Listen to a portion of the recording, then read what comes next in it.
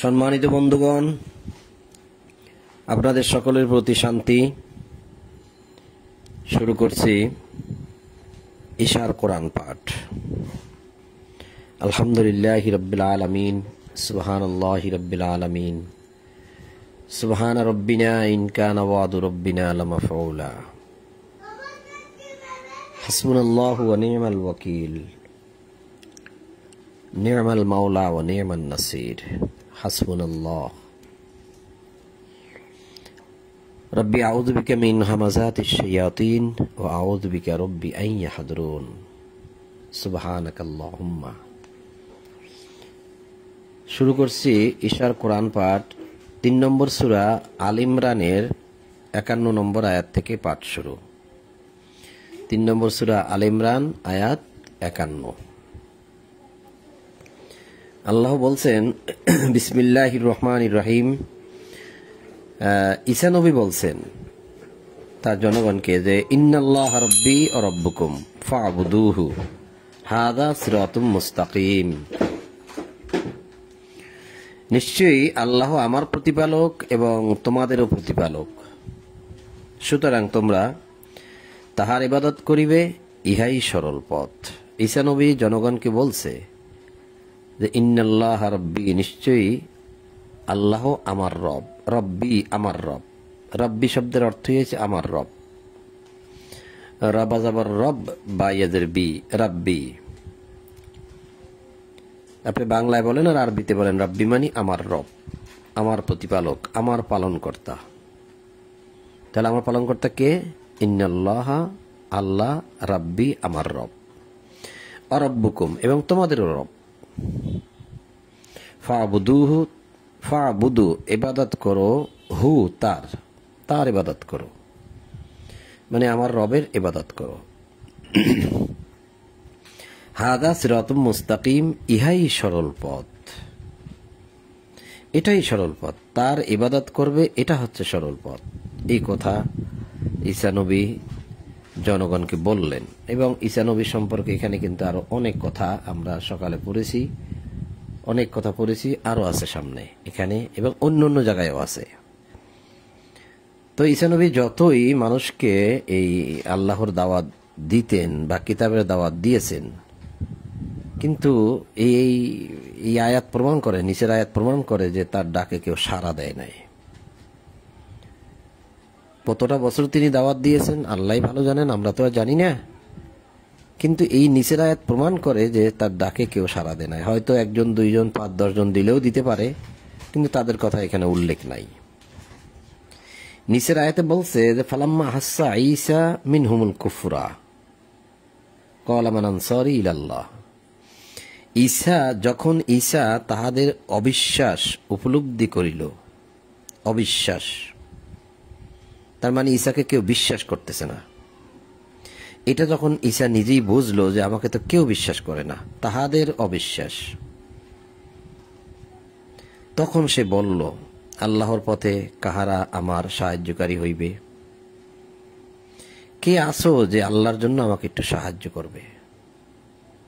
এই কথাটা বলার কারণটা কি? যে কে আসো যে আমাকে একটু সাহায্য করবে আল্লাহর পথে, তাহলে বোঝা যাচ্ছে যে সে বিপদগ্রস্ত। যদি বিপদগ্রস্ত না হয় তাহলে তো সে সাহায্য চাওয়ার দরকার নাই মানুষের। বিশ্বাস করে না, ঠিক আছে, বিশ্বাস না করে না করুক। ঈসা নবী তার নিজের মতো নিজে চলবেন, কিন্তু সাহায্য চাইল কেন? তাও আবার আল্লাহর পথে, ইলাল্লাহ, আল্লাহর দিকে, যে কে আছো আমাকে একটু সাহায্য করবে? কারণ ওই যে অবিশ্বাস, কুফরা, যখন সে বুঝতে পারলো তাদের অবিশ্বাস, তাদের কুফরি, যে কেউ তো বিশ্বাস করতেছে না, হয়তো তার কোনো ক্ষতি করবে, মেরে ফেলতে পারে, দেশান্তরিত করতে পারে, কত কিছু করতে পারে, বলা তো যায় না। তাহলে যদি তার সাহায্যকারী 2-5 জন মানুষ থাকে তাহলে একটু ভালো না? তো কে আসো যে আমাকে একটু আল্লাহর পথে সাহায্য করবে? ক্বালা মান আনসারি, আমাকে সাহায্য করবে ইলাল্লাহ।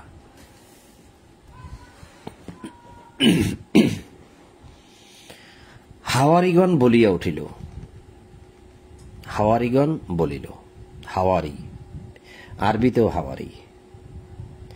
ক্বালাল হাওয়ারিয়ুনা নাহনু আনসারুল্লাহ, হাওয়ারিগণ বলিয়া উঠিল যে আমরাই আল্লাহর পথে সাহায্যকারী।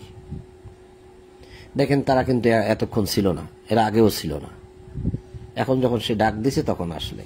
তা হাওয়ারি বলতে, এই হাওয়ারি শব্দটা কিন্তু আমরা অনেকে হুরের সাথেও মিলান। হুর অর্থ যেমন সঙ্গী, হাওয়ারি অর্থাৎ বহুবচন, হুরের বহুবচন মানে সঙ্গী সাথীগণ বা সাথীগণ বা সঙ্গীগণ। তা সঙ্গী বলতে ঈসা নবীর সঙ্গীগণ, অর্থাৎ তিনি যেখানে জন্মগ্রহণ করেছেন, তিনি বাল্যকালে যাদের সাথে বড় হয়েছেন, ছোটবেলা থেকেই কেউ না কেউ তো আশেপাশে ছোটবেলার বন্ধু থাকে, একসাথে বড় হয়েছে, অনেক নিদর্শন দেখাইছে, অনেক কিছু, তারপরেও তারা মানে নাই, এমনি বন্ধু বান্ধবের মতো চলাফেরা করে, কিন্তু তাকে নবী হিসাবে যে গ্রহণ করে নিয়েছে তা কিন্তু এখানে প্রমাণ হয় না। তো তাদের দিকে সে ইঙ্গিত করে বলল যে কে আছো, আমাকে একটু সাহায্য করবে আল্লাহর দিকে। ক্বালাল হাওয়ারিয়ুন, হাওয়ারিগণ বলল, নাহনু আমরা, আনসারুল্লাহ আমরা আল্লাহ সাহায্যকারী, আমরা আল্লাহ সাহায্যকারী। আমান্না বিল্লাহ আমরা ঈমান এনেছি আল্লাহর প্রতি। ওয়াশহাদ তুমি সাক্ষী থাকো, বিআন্নানা মুসলিমুন আমরা মুসলিম হলাম। আমরা, নাহনু বহুবচন, আমরা তার মানে একা নয়, কয়েকজন, একের অধিক। প্রশ্ন হচ্ছে ঈসাকে কেন বলতে হইল, কেন বলতে হইল যে ফালাম্মা হাসসা ঈসা মিনহুমুল কুফরা, 52তে সূরা আল ইমরান 52তে কেন বলতে হইল যে ক্বালা মান আনসারি ইলাল্লাহ, কে আছে আমাকে সাহায্য করবে আল্লাহর দিকে? কারণ তাদের কুফরি, তাদের অবিশ্বাস উপলব্ধি করতে পারলো ঈসা, তখন বলল। তার মানে এরাও তো ছিল না তার সাথে, কেউই তো ছিল না। এখন হুট করে কেন এই হাওয়ারিগণ বলে উঠল যে আমরা, হুট করে, এরা হুট করে না, এই যাবৎকাল যাদের সাথে চলছে তারা কেউ বিশ্বাস করলো না, এখন যখন বললো আমাকে একটু সাহায্য করো তখন তারা হুট করে বলে ফেললো আমান্না বিল্লাহ আমরা ঈমান আনলাম আল্লাহর প্রতি, ওয়াশহাদ তুমি সাক্ষী থাকো, বিআন্নানা মুসলিমুন আমরা মুসলিম হয়ে গেলাম। এই হুট করে মুসলমান হওয়ার কারণটা কি? নাহনু আনসারুল্লাহ আমরা তোমাকে আল্লাহর পথে সাহায্য করব, যত বিপদ আসুক, ঝড় তুফান আসুক তোমাকে আগলিয়ে রাখবো, এই তো সাহায্য করা, তোমার কোনো ক্ষতি হইতে আমরা দেব না, এই তো। কেন? তো এই বিষয়টা একটু বোঝার জন্য, ওটা পড়ে যাবে দাদু,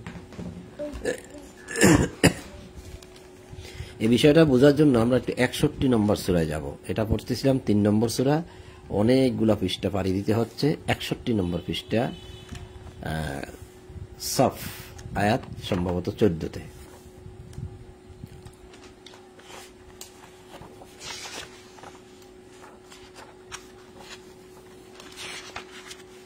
হ্যাঁ 14,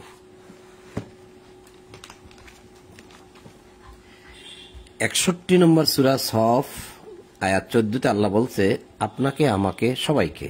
কি বলছে? হে বিশ্বাসীগণ, ইয়া আইয়ুহাল্লাযীনা আমানু, হে বিশ্বাসীগণ, কুনু আনসারাল্লাহ আল্লাহ সাহায্যকারী হও।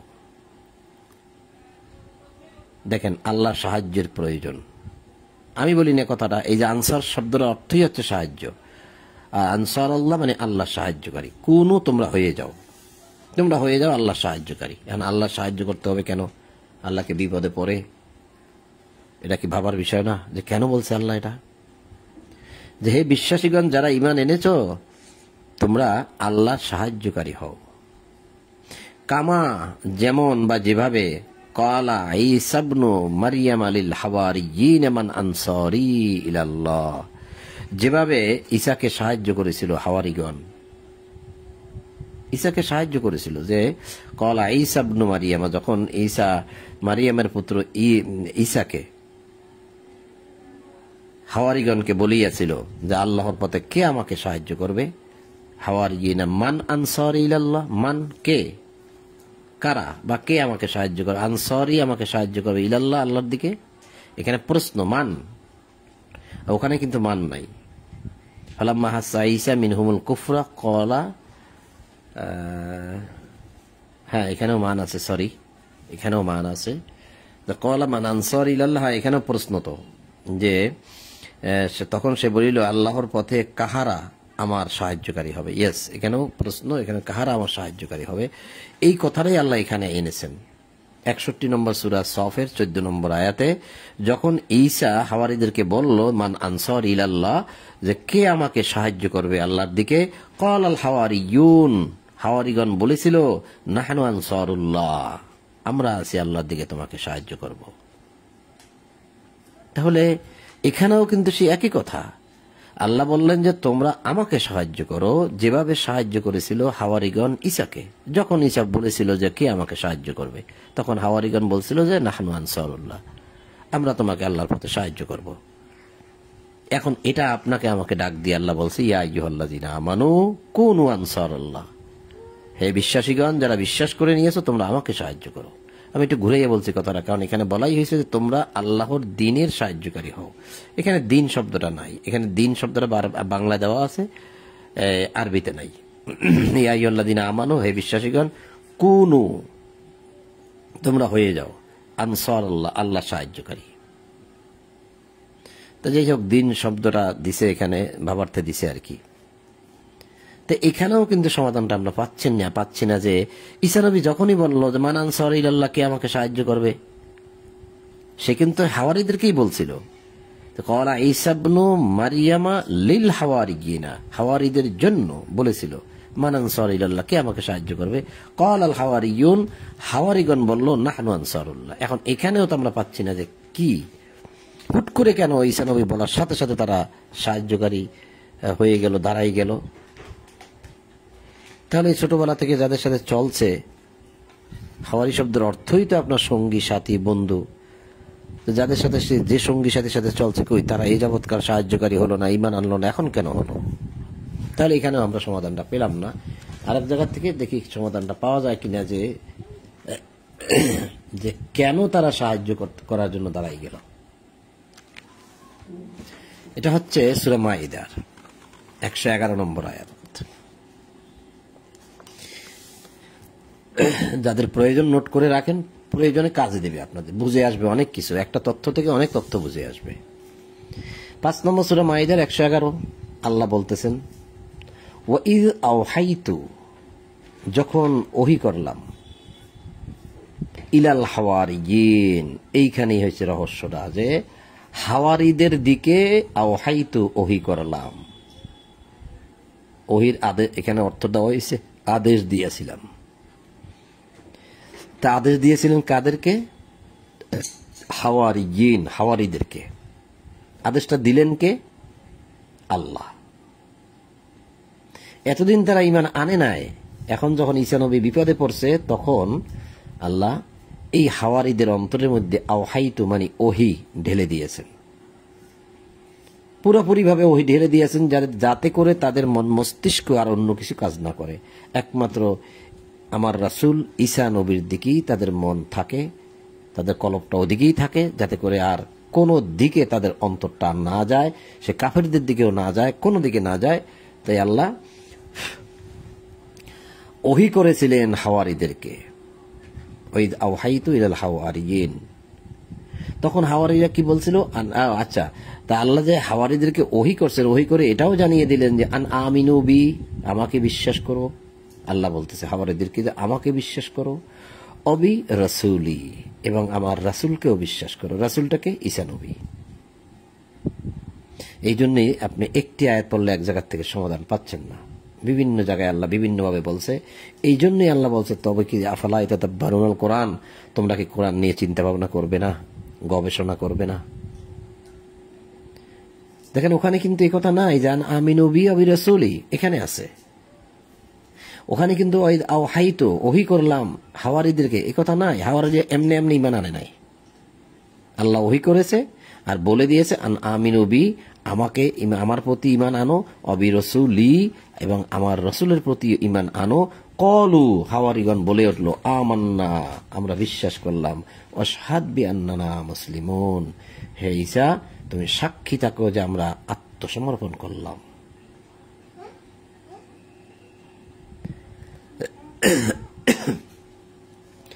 এই বিষয়টা দেখাইতে গিয়ে আমি একটু সময় লেট করে ফেলছি আপনাদেরকে। যদি কারো প্রয়োজন হয় হয়তো সে মনে রাখলে উপকৃত হবেন সেজন্য। তো এখন আমরা মূল প্রসঙ্গে চলে যাই। সেটা কি ছিল? যে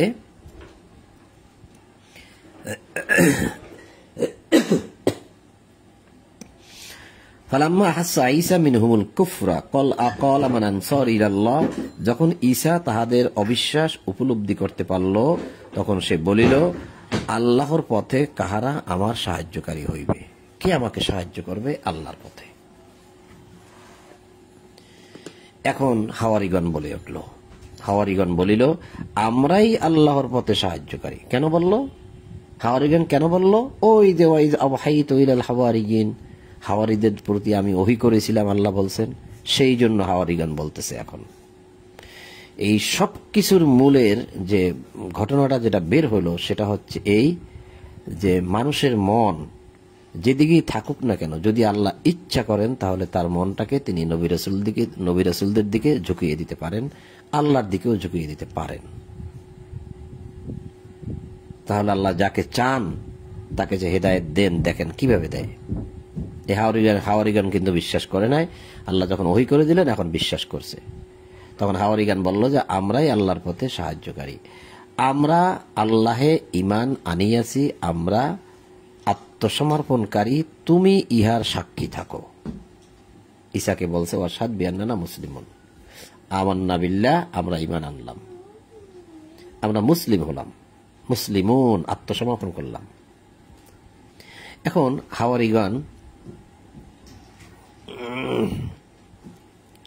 হাওয়ারিগণ বলতেছে, এখন আপনি কি বলেন আল্লাহকে? আর হাওয়ারিগণ কি বলছে খেয়াল করেন। আপনি কি বলেন আর হাওয়ারিগণ কি বলছে খেয়াল করেন। বলবেন কেন করে এরকম ভাবে বলতেছেন? হ্যাঁ বলতেছি।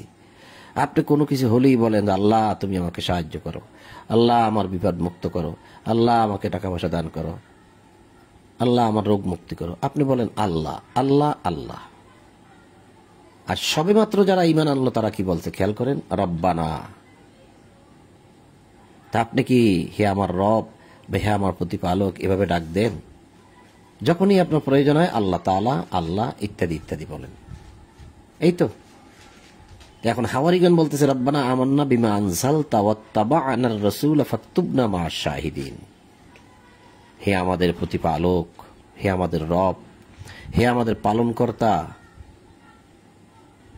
হে পরওয়ারদিগার। এক একজন যার যার ভাষায় সে সেরকম বলবে। তুমি যাহা অবতীর্ণ করিয়াছ তাহাতে আমরা ঈমান আনিয়াছি। কি অবতীর্ণ করিয়াছে? ইনজিল কিতাব। কখন অবতীর্ণ করিয়াছে? যখন ঈসা নবী ভূমিষ্ঠ হয়েছে, মায়ের পেট থেকেই সে ইনজিল কিতাব নিয়ে আসছে। এখন তারা ঈমান আনতেছে। বোঝার বিষয় কি খেয়াল করেন। এই যাবৎকাল যে এত বলা বলেছে, ঈসা কোনো মতে ঈমান আনে নাই।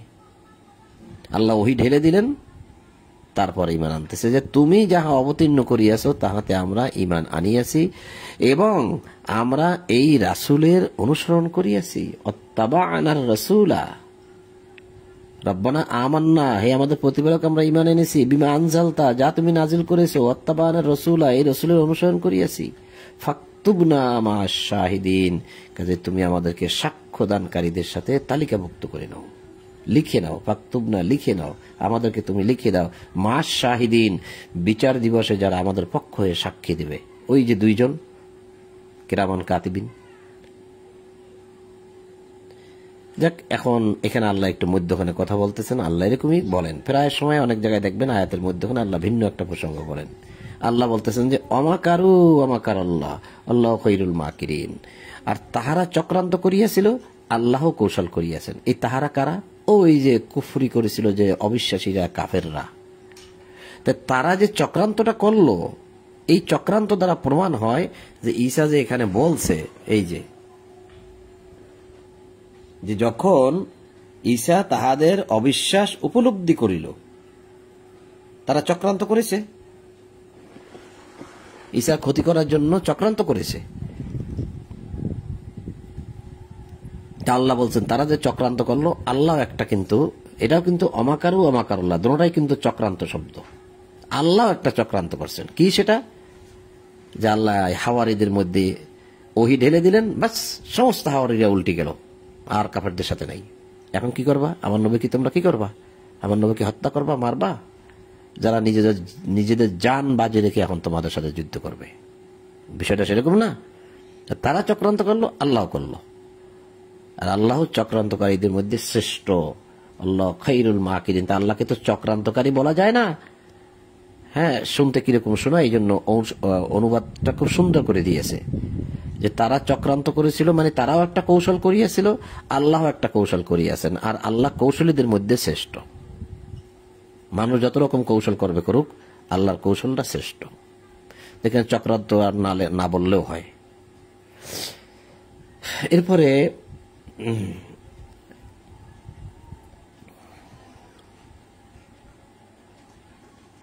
এরপর 55 নম্বর আয়াত সূরা আল ইমরান। এটার মধ্যে আবার আছে আর একটা বিষয় আবার।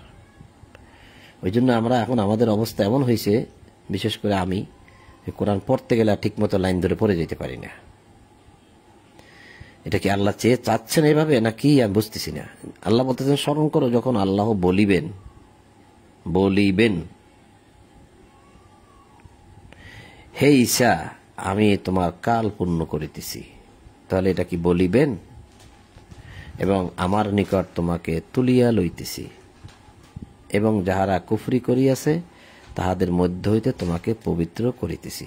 তবে হয়তো এটা ভুল হয়ে গেছে, টাইপিং মিস্ট বা প্রেসের ভুল, যে আল্লাহ বলিবেন। এটা আসলে আল্লাহ বলে ফেলছেন অলরেডি ঈসাকে।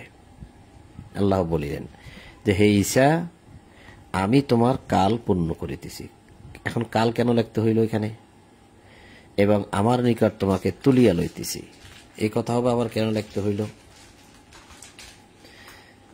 ইয ক্বালাল্লাহু ইয়া ঈসা, যখন আল্লাহ ঈসাকে বললেন ইন্নী মুতাওয়াফিকা, তাওয়াফা তোমার মৃত্যু ঘটাচ্ছি, যখন বলেছিলেন যে তোমার মৃত্যু ঘটাচ্ছি, রফিউকা এবং তোমাকে উচ্চ মর্যাদায় উন্নীত করিতেছি। রফা করতেছি, রফা শব্দের অর্থ হচ্ছে উচ্চ মর্যাদা। অর্থাৎ এই পৃথিবী থেকে মৃত্যু দিয়ে যদি আল্লাহ তাকে নিয়ে যান, তাহলে সে হয়েছে উচ্চ মর্যাদা সম্পন্ন ব্যক্তি। কারণ তার তো পাপ নাই, সে তো একদম মানে প্রশংসিত স্থানে চলে যাবে। তাহলে সে রফা, উচ্চ মর্যাদা দান করতেছি।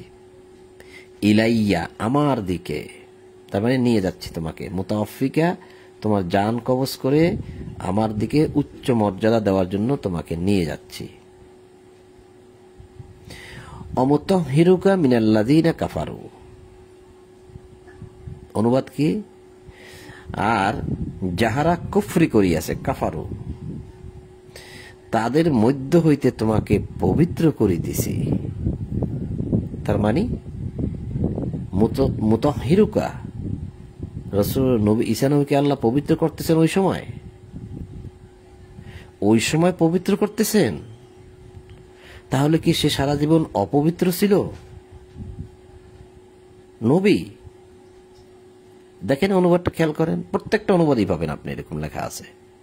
এটা ঘুরাইনে আছে যে স্মরণ করো যখন আল্লাহ বলিবেন বা বলিলেন হে ঈসা আমি তোমার কাল পূর্ণ করিতেছি এবং আমার নিকট তোমাকে তুলিয়া লইতেছি, এবং যাহারা কুফরি করিয়াছে তাহাদের মধ্য হইতে তোমাকে পবিত্র করিতেছি।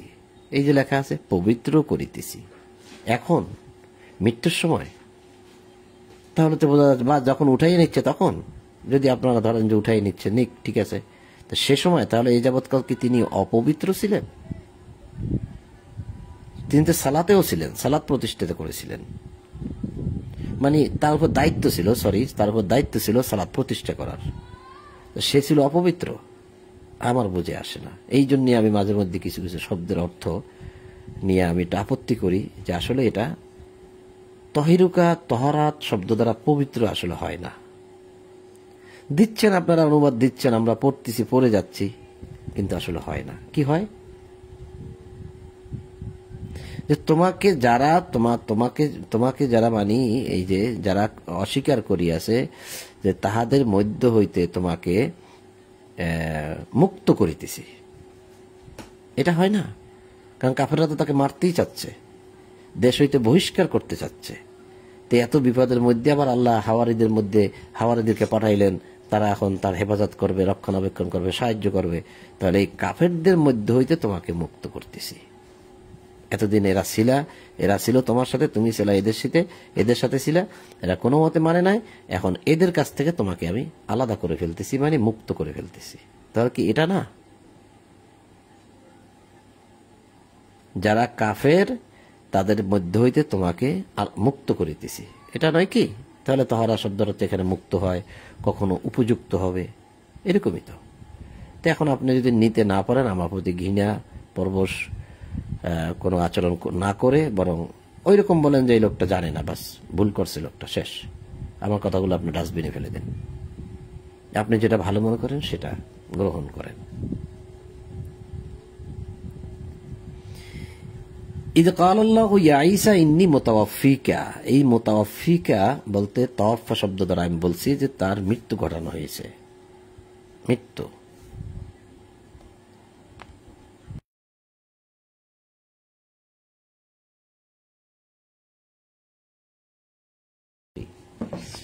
এই তাওয়াফফা শব্দ দ্বারা আমি বলছি যে তার মৃত্যু ঘটানো হয়েছে। দেখেন সূরা আরাফ অনেকগুলো তাওয়াফফা শব্দ আছে কোরআনে, অনেকগুলো, সব জায়গায় মৃত্যু দেওয়া আছে।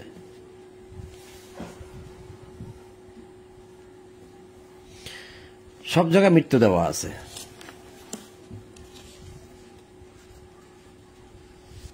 এইখানে কি দেওয়া আছে দেখেন তো।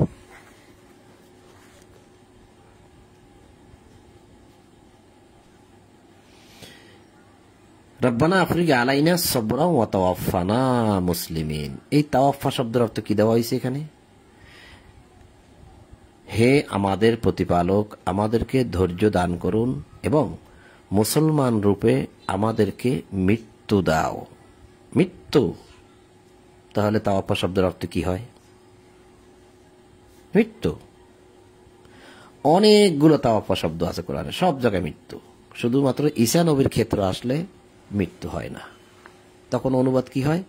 উঠিয়ে নেওয়া হয়, তুলিয়ে নেওয়া হয়, জীবন্ত উঠিয়ে নেওয়া হয়, কাল পূর্ণ করা হয়, ইত্যাদি ইত্যাদি হয়। আমি একটা দেখাইলাম আপনাদেরকে যে এখানে তাওয়াফফা, এই তাওয়াফফা শব্দ দ্বারা ঈসা নবীকে মৃত্যু দেওয়া হয়েছে। কিন্তু অনেক মানুষ বলেন, অগণিত মানুষ বলেন কি ঈসা নবী আবার আসবে, তার মৃত্যু হয় নাই। কারণও আছে। কারণটা একটু দেখি এদিক কেন বলে লোকেরা। 43 নম্বর সূরা যুকরুফ আয়াত 61-তে সরাসরি এরকম একটা কথা বলা হয়েছে অনুবাদে, যার কারণে লোকেরা এই কথাগুলো বলে। এমনি তো আলোচনার মাধ্যমে প্রায় সময় লোকেরা বলা বলি করে, তো করে। এই যে 43 নম্বর সূরা যুকরুফ, এই সূরার 61 নম্বর আয়াতে দেখেন কি বলছে। এই যে 61 নম্বর আয়াত,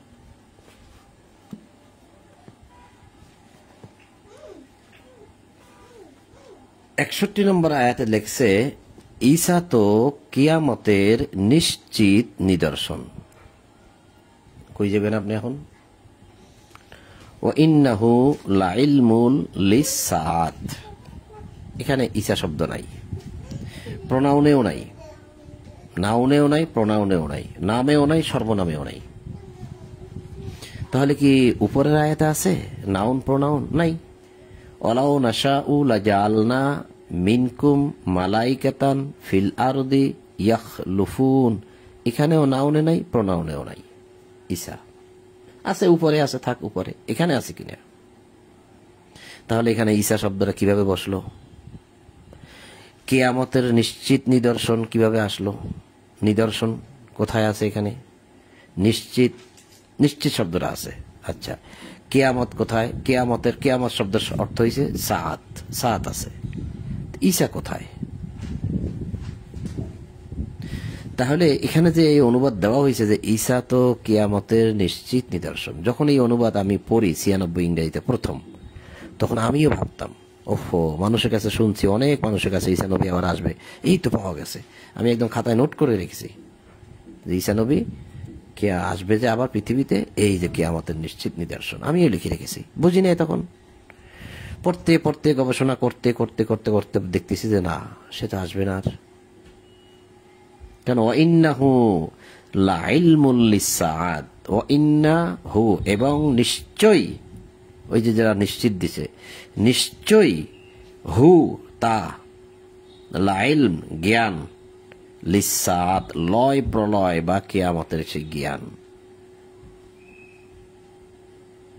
কার? এটা একমাত্র আল্লাহর। তা আসলে সে লয় প্রলয়ের যে বিষয়টা, সেই যে এলেমটা, যে সেই দিন কি করবেন, সাত লয় প্রলয় কিয়ামতের দিন যে তিনি কি করবেন, সেটা তার কাছে। এখন এই যে হু ইন্না হু, এই হু সর্বনাম দ্বারা কি বোঝানো হয়েছে? ঈসাকে বোঝানো হয়েছে, নাকি কোনো একটা নাউনকে প্রোনাউন দ্বারা মিন করা হয়েছে? তাহলে নাউনটা কি? উপরের আয়াতে যান, মালাইকা। এই যে মালাইকা, ওয়ালাউ নাশাউ লাজআলনা মিনকুম মালাইকাতান ফিল আরদি ইয়াখলুফুন, আমি ইচ্ছা করিলে তোমাদের মধ্য হইতে ফেরেশতা সৃষ্টি করিতে পারিতাম, যাহারা পৃথিবীতে উত্তরাধিকারী হইত।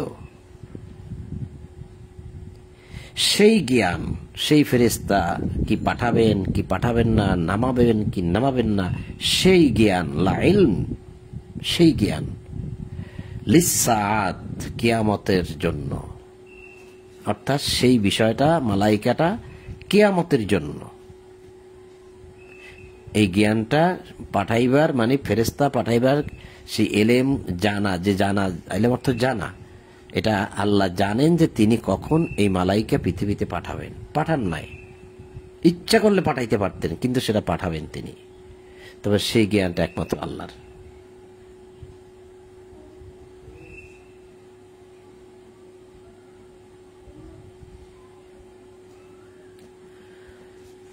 আমি খুব লম্বা করে ফেলতেছি, অনেকে হয়তো বিরক্ত হচ্ছেন, ক্ষমা চাই, কিন্তু যেহেতু একটা মিথ্যা আমাদের সমাজে আছে, তা আমি যে কথাগুলো বলে ফেললাম, যে আল্লাহ বলছেন যে তিনি ইচ্ছা করিলে পৃথিবীতে মালাইকা পাঠাইতে পারতেন, কিন্তু পাঠান নাই, তবে পাঠাবেন।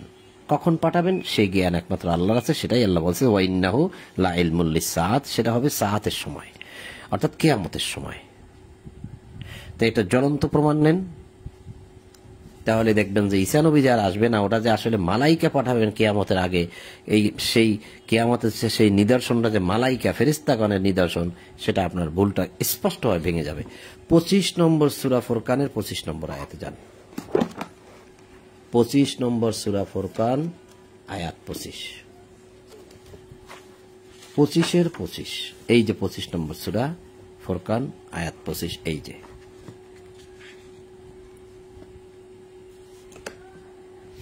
সেই দিন, সেই দিন মানে বিচারের দিন, মানে কিয়ামতের দিন, সরি কিয়ামতের দিন, সেই দিন হইবে জান্নাতবাসীদের আবাসস্থল উৎকৃষ্ট এবং বিশ্রামস্থল মনোরম। 25 নম্বর আয়াতে, আর সেই দিন আকাশ মেঘপুঞ্জ সহ বিদীর্ণ হইবে এবং ফেরেশতাদেরকে নামাইয়া দেওয়া হইবে। বলেন কি? অনুনাজ্জিলাল মালাইকাতু তানজিলা, মালাইকাদেরকে সেদিন নাজিল করা হবে, অর্থাৎ নামিয়ে দেওয়া হইবে। সেই দিন নামাই দেওয়া হবে, পৃথিবীতে ফেরেশতাদেরকে নামাই দেওয়া হবে। সে কখন তিনি সেই ফেরেশতা নামাইবেন, সেই জ্ঞানটা একমাত্র আল্লাহর আছে। সেটা হবে একমাত্র সেই লয় প্রলয় বা সাআত বা কিয়ামতের দিন, যেটা এই সূরা যুকরুফের 60-এ বলছে যে যদি ইচ্ছা করতাম আমি ফেরেশতাই নামাইতে পারতাম, তবে সেটা 61-তে বলছে সেটা তিনি নামাবেন, সেটা একটা নিদর্শন স্বরূপ থাকবে, সেটা হবে যে কিয়ামতের দিন। এখন এইটাকে নিয়ে গেলাম কোথায় আমরা, জানা ঈসা নবী আসবে, ঈসা নবী কিয়ামতের নিশ্চিত নিদর্শন হলো। তো আপনি একটা বিষয়কে যদি জ্বলন্ত প্রমাণ দিতে চান, চাক্ষুষ প্রমাণ দিতে চান এবং স্বচ্ছ প্রমাণ দিতে চান, তাহলে এই বিষয়গুলো আপনার জানা থাকা উচিত, তা নাহলে তো আপনি পারবেন না এবং আপনার মনের থেকে ভুল ভাঙবে না। তো সেই জন্যই আমি একটু বকবক করি বেশি, একটু বলি বেশি। জানি না কার কাছে কিরকম লাগে, আল্লাহই ভালো জানেন। কেউ হয়তো মাইন্ড করতে পারেন যে লোকটা পড়ে যাবে, না পড়ে এগুলো বলে কেন, এই সমস্ত কারণে বলতে হয়। কারণ এখানে সূরা আল ইমরানে যেখানে পড়তেছিলাম 55 নম্বর আয়াতে বলছে যে তাকে তার কাল পূর্ণ করতেছে, মানে সময় পূর্ণ করে তাকে একটা সময়ের মধ্যে থেকে তাকে আপনি কোন কোন অনুবাদে আমি দেখছি যে তাকে জীবন্ত উঠিয়ে নিচ্ছি, তোমাকে জীবন্ত উঠিয়ে নিচ্ছি, এরকম লেখছে। তো জীবন্ত আছে এখানে। এই যে ক্বালাল্লাহু ইয়া ঈসা, আল্লাহ যখন ঈসাকে বললেন ইন্নী মুতাওয়াফিকা, তোমার মৃত্যু ঘটাচ্ছি। মৃত্যু তো না, আসলে শব্দটা হয় জান নিয়ে নেওয়া। তাওয়াফা শব্দের অর্থ হয় জান নিয়ে নেওয়া, আর মৌত শব্দের অর্থ মৃত্যু। তোমার জানটা নিয়ে নিচ্ছি, রফিউকা, এবং তোমাকে উচ্চ মর্যাদা দান করতেছি, ইলাইয়া, আমার দিকে, অমুতাহহিরুকা, তোমাকে মুক্ত করিতেছি, মিনাল্লাযিনা কাফারু, যারা কাফের তাদের থেকে। আমার কাছে কিন্তু এটা স্বচ্ছ অনুবাদ মনে হয়েছে যেটা আমি আপনাকে দিলাম। যদি আপনি এর বিপক্ষে কোন যুক্তি দাঁড় করাইতে পারেন কিতাব থেকে, আলহামদুলিল্লাহ, আমি সেটাই মেনে নেব। আমি দেখছি অনেক চিন্তা ভাবনা করে যে আমি যেটা দাঁড় করালাম, আমি তো জেনে বুঝে দাঁড় করাইলাম, এর বাইরে যাওয়ার কোনো সুযোগ নেই। কারো কোনো সুযোগ আছে বলে আমার মনেই হয় না, আমি পাই নাই। অনেক কথা বলে ফেলছি। আচ্ছা, তারপরে এখানে অনুবাদ দিছে যে যারা কুফরি করেছে তাদের কাছ থেকে তোমাকে পবিত্র করতেছি। ওই সময় কি পবিত্র করার বিষয়? তাহলে সে কি এতদিন অপবিত্র ছিল? না, এটা হয় না। আর তোমার অনুসারীগণকে কিয়ামত পর্যন্ত কাফেরদের উপর প্রাধান্য দিতেছি। প্রাধান্য দিতেছি কারে? তোমার অনুসারী যারা। তাহলে ঈসা নবীকে যারা একনিষ্ঠভাবে মেনে নিয়েছিল তারা ঠিক প্রাধান্য পাবে, কিন্তু সেরকম কাউকে কি এখন পাওয়া যাচ্ছে? এর ভিতরে ঢুকা, পড়ে যাবে দাদু, পড়ে যাবে, এদিকে ঢুকাও। তাহলে যদি পাওয়া নাই যায় বা যায়, সে বিষয়ে এখন হয়তো যেহেতু আমরা জানি না, সে বিষয়ে আর আমরা আগে না বাড়াই। অতঃপর আমার কাছে তোমাদের প্রত্যাবর্তন, সকলেই আমার কাছে ফিরে আসবে। তারপর যে বিষয়ে তোমাদের মতান্তর ঘটিয়াছে আমি উহা মীমাংসা করিয়া দেব। তো এই বিষয়টা এখানে যে লেখা হয়েছে যে মুতাওয়াফিকা, এই যে তাওয়াফা শব্দের অর্থ এখানে কালপূর্ণ লেখা হয়েছে। দেখেন, এই তাওয়াফা কিন্তু এই ঈসা নবীর ক্ষেত্রে আবারও আসছে। আরো একটা দেখাই, লিখে রাখেন, যাদের প্রয়োজন তারা লিখে রাখেন, যাদের দরকার নাই তাদের লিখে রাখার দরকার নেই। এই যে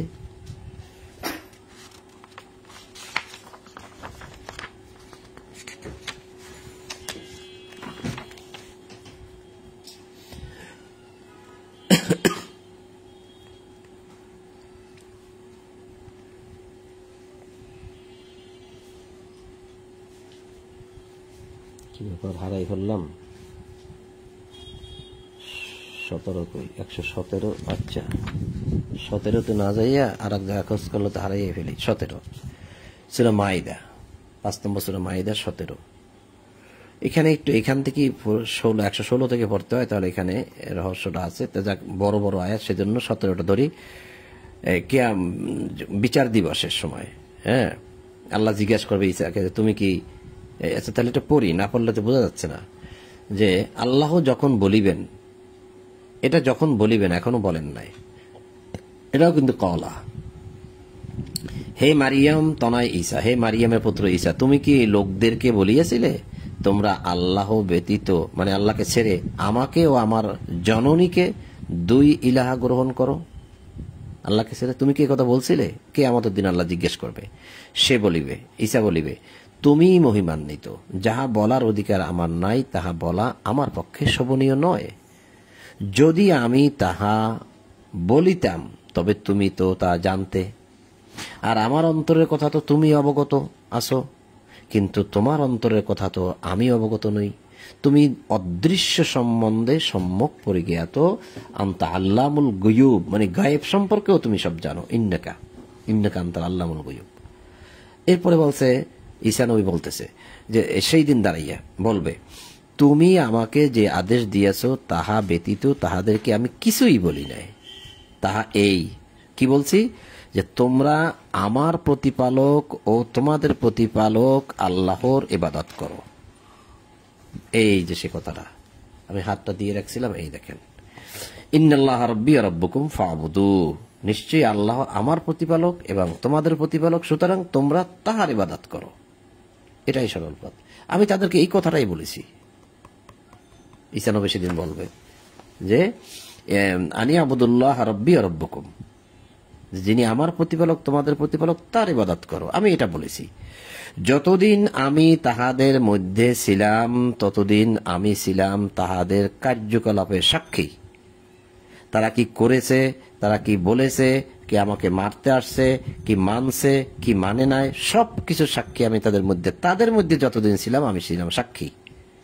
কিন্তু যখন তুমি আমাকে তুলিয়া লইলে, এখানেও তুলিয়া দিছে, তখন তুমি তো ছিলে তাহাদের কার্যকলাপের তত্ত্বাবধায়ক এবং তুমি সর্ববিষয়ে সাক্ষী।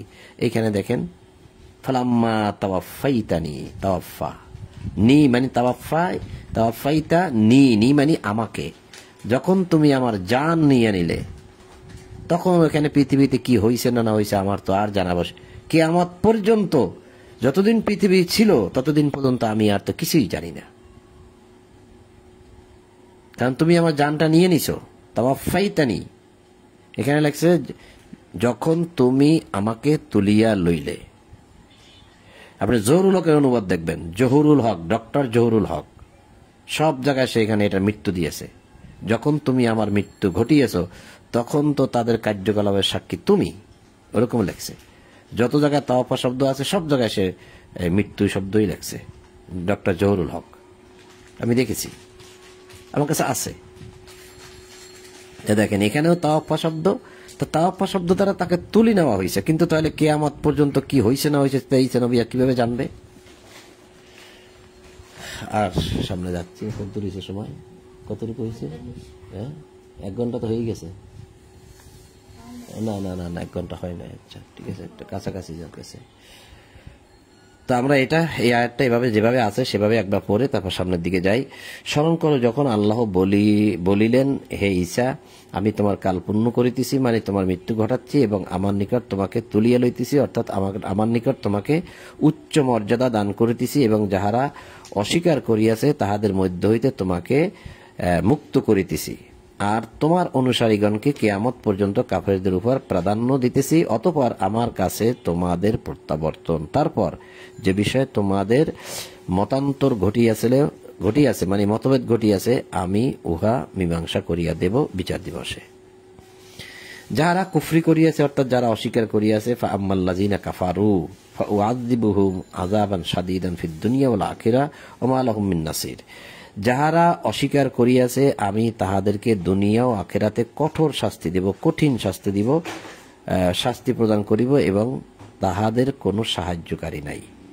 ওয়া মা লাহুম মিন নাসির, কোনো সাহায্যকারী নাই।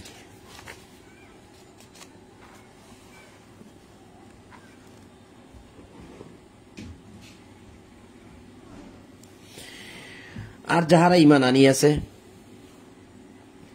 এবং সৎ কাজ করিয়াছে তিনি তাহাদের প্রতিফল পুরোপুরি প্রদান করিবেন। আল্লাহ জালিমদের পছন্দ করেন না। দেখেন এই পৃষ্ঠায় পড়ে আসলাম শাস্তি যারা অস্বীকার করে, আর এখানে দেখতেছি যারা ঈমান আনছে, সৎ কাজ করেছে, আমলে সলে করেছে। ও আম্মাল্লাযীনা আমানু ওয়া আমিলুস সলিহাত, যারা আমলে সলে করেছে, ঈমানের বাস্তবায়ন করছে আমলে সলে দ্বারা, তাদেরকে আল্লাহ পুরাপুরি ভাবে প্রদান করিবেন তাদের প্রতিফল যা তারা অর্জন করেছে। আল্লাহ জালিমদেরকে পছন্দ করেন না। ইহা আমি তোমার নিকট তেলাওয়াত করিতেছি আয়াত সমূহ ও সার গর্ব বাণী হইতে। কি বুঝলেন? যালিকা নাতলুহু আলাইকা মিনাল আয়াত। নাতলুহি ইহা নাতলুহু তেলাওয়াত করা হচ্ছে তা আলাইকা তোমার উপরে। এই যে তেলাওয়াত, নাতলু তেলাওয়াত করা হচ্ছে, তেলাওয়াত করিতেছি বা তেলাওয়াত করা হচ্ছে, যেটাই হোক না কেন, মিনাল আয়াত, আয়াত হতে তোমাকে তেলাওয়াত করা হচ্ছে তোমার প্রতি। তার মানে এই আয়াতটা আসছে ওই যে সার গর্ব বাণী হইতে, যিকরিল হাকিম, অর্থাৎ লৌহে মাহফুজে, যে লৌহে মাহফুজ যেটাকে বলে, যে লৌহে সংরক্ষিত যে কিতাব, উম্মুল কিতাব যেটাকে আল্লাহ বলছে, কিতাবে মাস্তুর বলছে, ফি ইমামি মুবিন বলছে যে কিতাবটাকে, সেই কিতাব হইতে এই আয়াতগুলা আনা হয়েছে যা তোমার উপরে তেলাওয়াত করা হচ্ছে। আল্লাহর নিকট নিশ্চয় ঈসার দৃষ্টান্ত আদমের দৃষ্টান্ত সদৃশ। এখানে ঈসা নবীর প্রসঙ্গটা এখানে যে শেষ হয়ে যাবে। এখন শেষে আল্লাহ বলছে যে আল্লাহর নিকট, এটা আল্লাহর নিকট, আপনার আমার নিকট না, আল্লাহর নিকট ঈসার দৃষ্টান্ত, কামাসাল মিসাল, এই যে মাসাল, ইন্না মাসালা, মিসাল উদাহরণ দৃষ্টান্ত, ঈসা ইনদাল্লাহ কামাসালি আদম, আদমের দৃষ্টান্তর মতো। বলবেন কেন? সে কথাও আল্লাহ এখন এখানে বলে দিচ্ছেন যে তিনি তাহাকে মৃত্তিকা হইতে সৃষ্টি করিয়াছিলেন, মাটি হইতে, অতঃপর উহাকে বলিলেন হও, ফলে হইয়া গেল। কিন্তু ঈসাকে কি মৃত্তিকা থেকে সৃষ্টি করা হয়েছে? না। আচ্ছা, আপনার আমার মতো করে সৃষ্টি করা হয়েছে? অর্থাৎ আমাকে তো জন্ম দেওয়া হয়েছে, আমার পিতা আছে। তাহলে কি ঈসার কি পিতা আছে? নাই। ঈসার যেমন পিতা নাই, আদমেরও পিতা নাই। এটাই আল্লাহ দেখাচ্ছেন যে দুইজনের একজনেরও পিতা নাই। তবে ব্যতিক্রম কি? দুইজনের মধ্যে যে একজনকে মাটি দিয়ে বানানো হয়েছে আর একজনকে ফু দিয়ে বানানো হয়েছে। দুইজনের একজনের পিতা নাই। এই পৃথিবীতে যত মানুষ জন্মেছে আর জন্মে সবারই পিতা লাগবে, এই দুইজন ব্যতীত। তো সেটাই আল্লাহ বলছে যে আল্লাহর নিকট নিশ্চয় ঈসার দৃষ্টান্ত আদমের দৃষ্টান্তর মতো। আদমের, তাহলে এই আদম শেষে আসছে যেহেতু, এই আদমটা হচ্ছে এখন সর্বনাম। তিনি, তাহাকে, তাহাকে সর্বনাম, তাহাকে, তাহাকে মানে আদমকে মৃত্তিকা হইতে সৃষ্টি করা হয়েছে। যে খলাকাহু মিন তুরাবিন, মাটি দিয়ে তাকে সৃষ্টি করা হয়েছে, অতঃপর উহাকে বলিলেন হও, ফলে উহা হইয়া গেল। সত্য তো তোমার প্রতিপালকের নিকট হইতে, সুতরাং তুমি সংশয়বাদীদের অন্তর্ভুক্ত হইও না। যারা সন্দেহ করে, যারা মুমতারিন, যারা সবসময়ের জন্য এই একটা অবিশ্বাসের মধ্যে থাকে, দোটানায় দোদুল্যমান থাকে, মানবে কি মানবে না, ভুল হচ্ছে কি হচ্ছে না, বা আবার কেউ আছে মুশরিক, কেউ আছে কাফের, কত রকম আছে। তুমি এদের মধ্যে থেকে যারা সংশয়বাদী তাদের তুমি অন্তর্ভুক্ত হইও না। তোমার নিকট জ্ঞান আসিবার পর যে কেহ এই বিষয়ে তোমার সঙ্গে তর্ক করে তাহাকে বলো, আসো আমরা আহ্বান করি আমাদের পুত্রগণকে, তোমাদের পুত্রগণকে, আমাদের নারীগণকে, তোমাদের নারীগণকে, আমাদের নিজেদেরকে, তোমাদের নিজেদেরকে। অতঃপর আমরা মুবাহালা তথা বিনীত আবেদন করি এবং মিথ্যাবাদীদের উপর দেই আল্লাহর লানত। এখানে এই যে মুবাহালা, এখানে শব্দটা যে দিছে, এখন এটার একটা টিকা দিছে 11তে, নাজরান, অনেক বড় একটা বিশাল টিকা দিছে, যাক ওটা আমি এখন দেখবো না, জানার দরকার নেই, যেটা আছে সেটাই নেই। তো এই বিষয়টাও মোটামুটি আমরা বুঝলাম, তো আলোচনায় যাচ্ছি না। নিশ্চয়ই ইহা সত্য বৃত্তান্ত, ইন্না হাযা লাহুয়াল কাসাসুল হক, সত্য কিসাস, সত্য ইতিহাস, সত্য কথা, সত্য বৃত্তান্ত। আল্লাহ ব্যতীত অন্য কোনো ইলাহ নাই, আল্লাহ ব্যতীত অন্য কোনো মান্য নাই, অর্থাৎ মানা যায় এমন কেউ নেই আল্লাহ ব্যতীত, আর কাউকে মানা যাবে না। যাকেই মানতে যাবেন সে নিজেই সৃষ্ট, অর্থাৎ তাকে আল্লাহ সৃষ্টি করেছে। তা আপনি কেমনে মানবেন? সূর্যকে মানবেন? আল্লাহ সৃষ্টি করেছে তাকে, সে নিজেই তো সৃষ্ট। কোন মানুষকে মানবেন, অর্থাৎ আইনদাতা, বিধানদাতা, হুকুমদাতা হিসাবে। এই কিতাবের বাইরে যদি কোনো সে আইন রচনা করে আপনাকে দেয় যেটা কিতাবে নাই, এই হিসাবে তাকে মানা যাবে না, সে বিষয়ে তাকে মানা যাবে না। এমনি তাকে শ্রদ্ধা করতে হবে, তার আনুগত্য করতে হবে, সে ভালো মানুষ হইলে তার আনুগত্য করতে হবে, তার অনুসরণ করতে হবে, এবং সে যে বিধান পড়ে শোনায় সেগুলো শুনতে হবে, তাকে সম্মান করতে হবে, সবকিছুই করতে হবে। কিন্তু যদি এই বিধানের বাইরে সে কোনো বিধান রচনা করে দেয় তখন তাকে আর মানা যাবে না। এই মানার ক্ষেত্রে সকল মান্য, সকল বিধানদাতা, আইনদাতা, হুকুমদাতা একমাত্র আল্লাহ। এই আল্লাহ ব্যতীত কোনো ইলাহা নাই, মানে বিধানদাতা নাই। নিশ্চয়ই আল্লাহ পরম প্রতাপশালী, প্রজ্ঞাময়।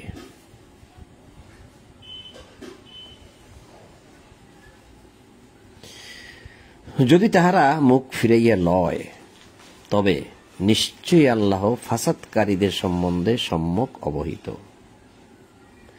বিল মুফসিদিন ফাইন তাআল্লাহু ফাইন্নাল্লাহা আলিমুম বিল মুফসিদিন।